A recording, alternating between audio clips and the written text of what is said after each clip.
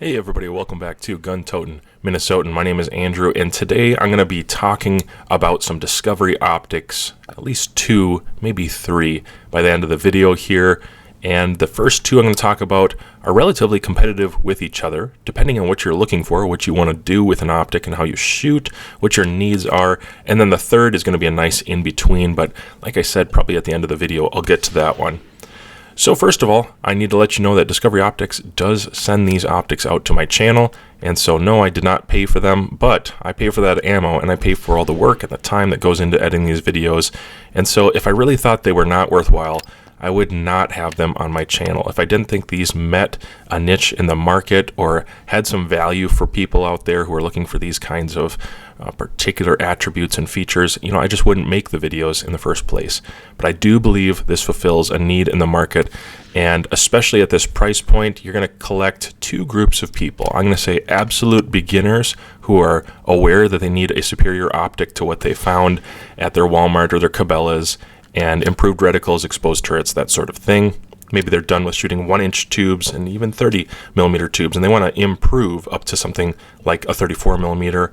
And then they need that reticle, which is going to be a little bit more competitive based rather than just purely hunting.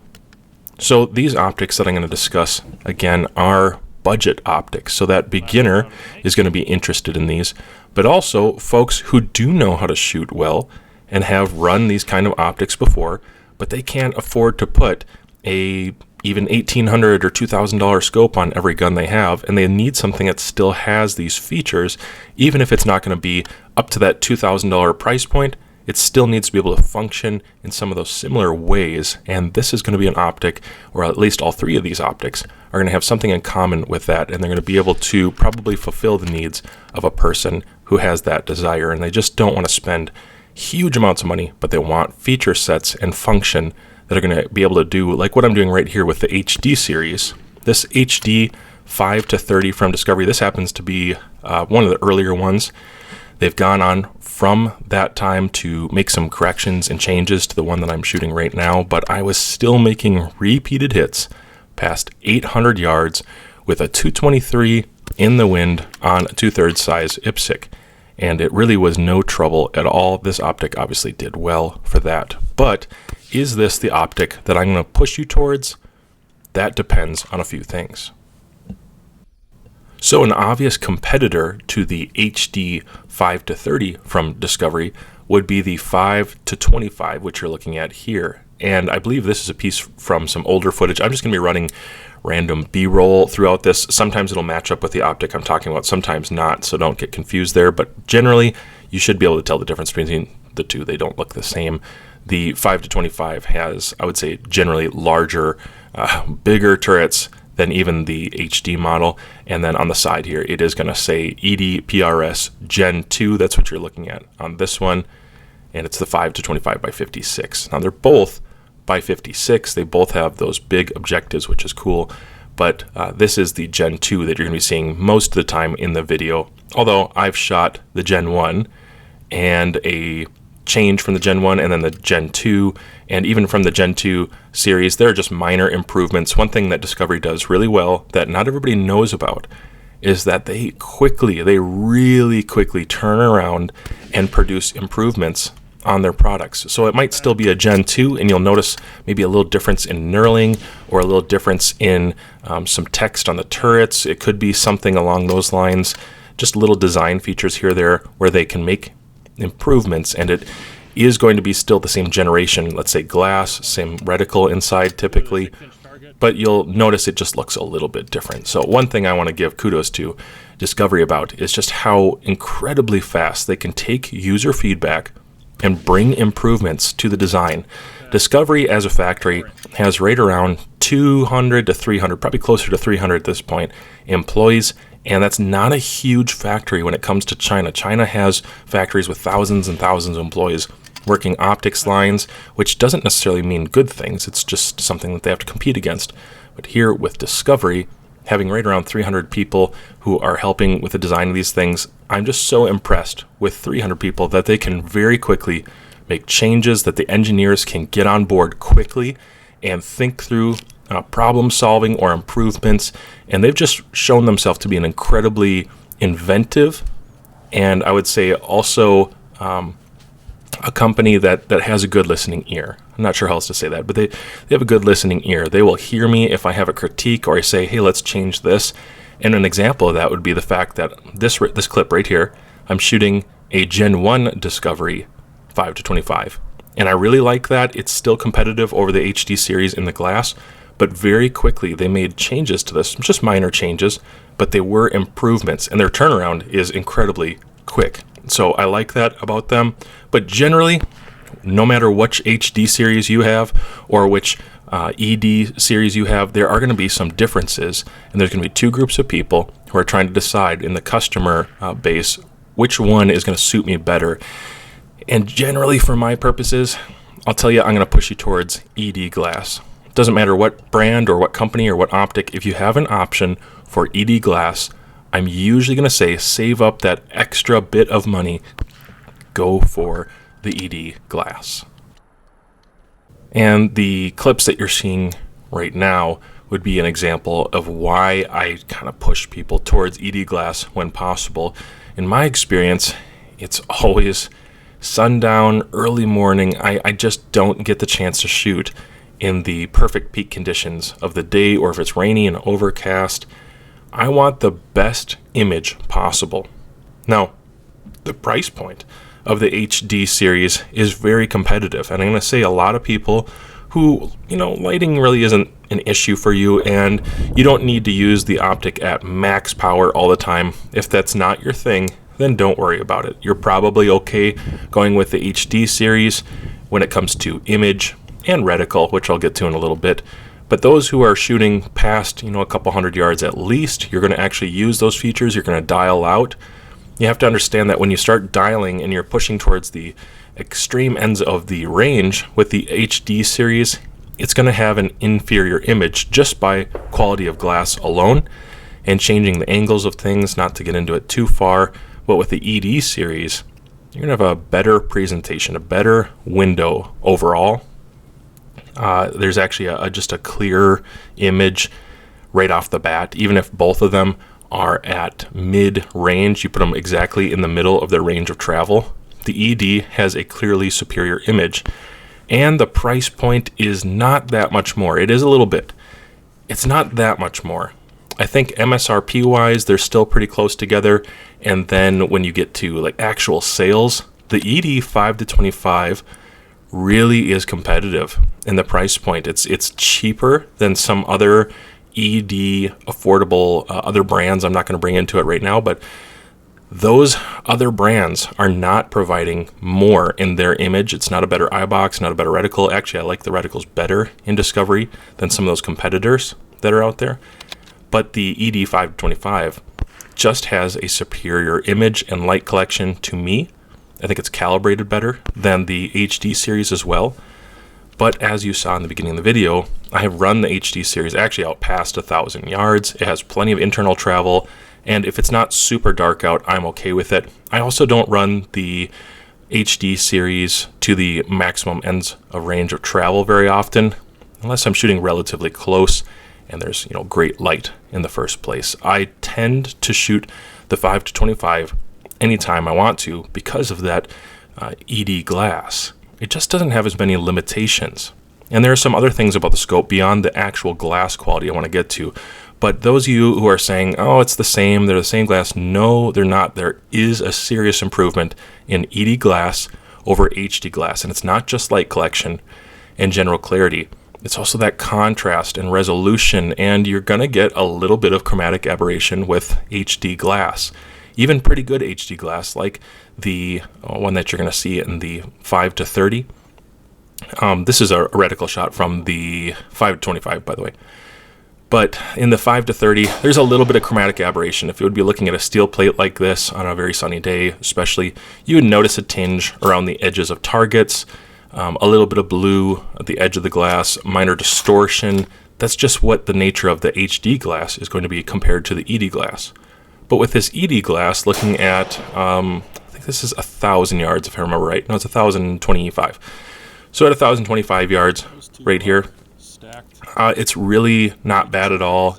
You can see that I'm shooting into the shade, that it's not as sunny out, the sun is going down, and I still have plenty of contrast and resolution, and that's a really big deal when it comes to optics. You need to be able to see what you're shooting at. And so this is just one huge feature that people overlook kind of quickly, especially with their newer optics, but I don't think you should.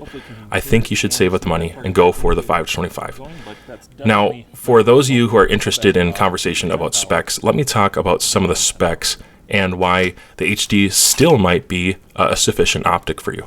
Okay, so here's some specs real quick for the HD Gen 2 5-30 by 56. First of all, it is a first focal plane, just like the other one is. It's got a 25-foot field of view at 100 yards. The exit pupil is 9.3. That's on the lowest, and then it's 1.9 on the maximum. Eye relief is going to be right around 3.4 inches, and it's in 10th mil increments.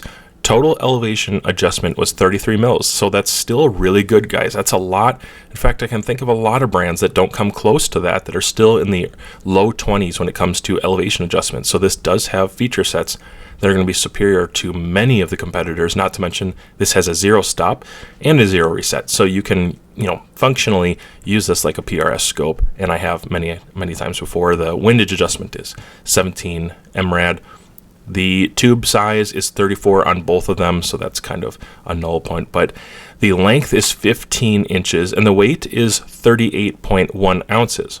So if you want something to help weigh your rifle down a little bit and reduce some of that recoil, like I'm shooting a 300 PRC right here, and that thing barely even kicks. It's not much, really, at the end of the day, even though it's not on my bipod, and I don't have a full weight set underneath. It's weighted on the sides, but with that ED PRS that I'm shooting right there, it's a good heavy optic, and the Discovery HD Gen 2 is also a decently heavy optic, and that really isn't a problem for me. I don't mind having that extra weight on there, because if I want a lighter optic, Discovery has 2-12s and 3-12s and lightweight 30mm tube optics. I can go for one of those if I'm really concerned about weight. This is not something that I'm going to get if I'm really concerned about weight, nor is the 5-25. They are not designed for backpack hunting per se. You can do stuff like that, and people do all the time. But for me, an optic that is a high magnification variable optic is really meant for targets, PRS, or positioned hunting, where I'm going to walk only 100 yards or hunt from the bed of a truck for prairie dogs, something like that. And again, the weight just isn't going to be a problem for me. Now, they do have illumination, and the ED PRS 525 has superior illumination, but the HD is going to be functional. For the 5-30 HD, it's going to be functional early morning, late in the evening. I just think it's a little better on the ED PRS. It's my opinion. It is shockproof. Both of them actually are shockproof, waterproof, fogproof, and nitrogen filled. So there's a lot of features there. And before I forget, I should address a couple things about the reticle. There are going to be some differences in the reticle, and I really like the HD reticle. There are some benefits to this one, in my opinion. So if this is something that's a big deal to you, this might actually steer you a little bit closer to the HD Gen 2 5-30 if the glass argument isn't enough and you're really concerned more about that reticle. The center dot, okay, on the HD 5-30 is 0.1 MRAD in size. It's a 1/10 of a mil. That means those of you with eye conditions, or you just struggle to see smaller sized center dots, on the up and coming Gen 2 versions that you're probably going to find on the market right now, those have a 0.1 size center dot, which is competitive. I think that is hard to find except for in some top tier scopes. Not many scopes are using a 0.1 size center dot that still have a Christmas tree underneath. Another thing about the 5-30 reticle that I like a lot is just the way that it's broken up. You have these 1/2 mil increments in the main stadia, and then the windage portion is not overly complex. It has a little bit of reach. It can go out a good amount of ways for wind, and I have tried that out. It's been functional. It has technically, I would call it 10 mils of functional holdover, which is going to get almost all modern calibers out to 1,000 yards without even touching the turrets. And if you run 22 and you're shooting subsonics, that's still going to get you out to reasonably far, It'll cover all your NRL 22 competitions for sure, without even touching the turrets. Then you have quite a bit of internal travel. Let's say that you have it on a 0 MOA base. You still have plenty of internal travel to get you out to right around 300 yards without difficulty. The HD model reticle also has a 10th mil breakup in the very last mil. So from line 9 down to line 10, there is a 10th mil breakup, so you can mill targets, you can measure them, and lots of people like that.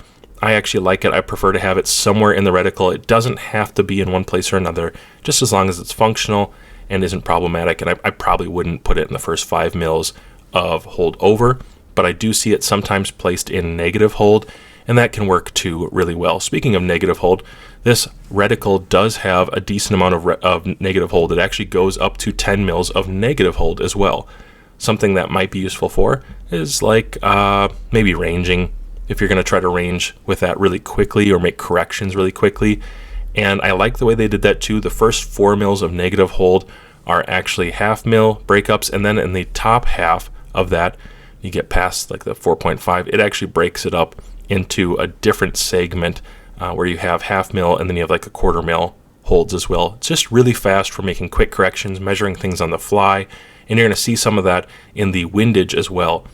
Initially, up to the first 4 mils, you're going to see something pretty functional. It's that half mil breakup, so it's fast, it's easy, rapid, and if you need to range something just a little more particularly, or you're trying to get closer, then you can go down to those quarter mil holds in the windage as well. Makes a lot of sense, and they have diagrams like this on their website, or if you go on Amazon, you're going to buy it off of Amazon, there are reticle explanations and guides there. They're going to tell you the subtension values, and I highly suggest you look at that if you're somebody who cares about reticles. Now let's talk about the reticle from the 5 to 25.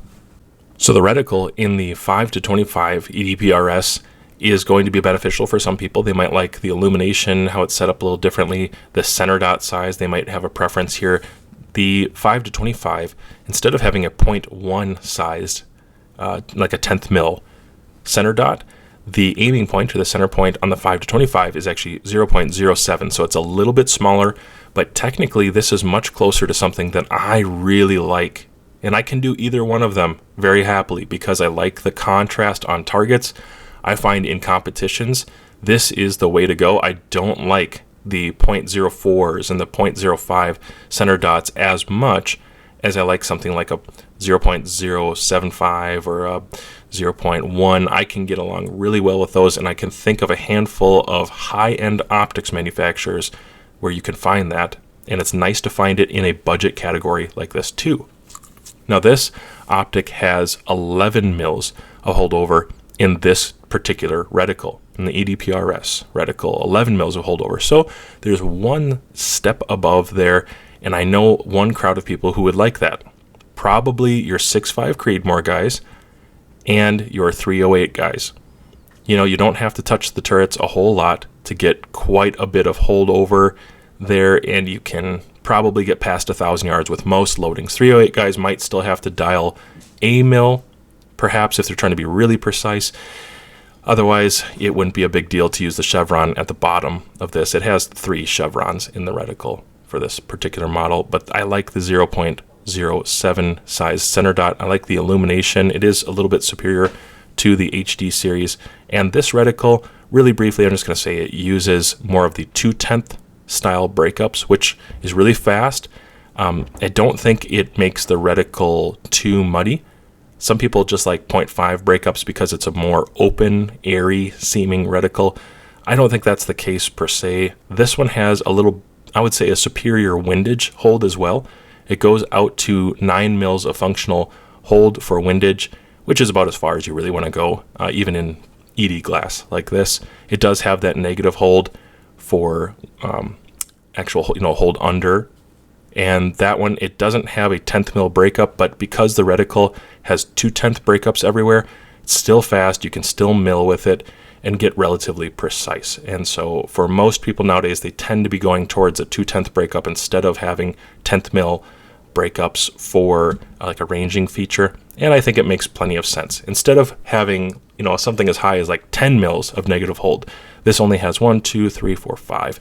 mils of negative hold. Probably very practical, makes a lot of sense, but it's functional. The information is easy to ascertain. It's not a difficult reticle to read.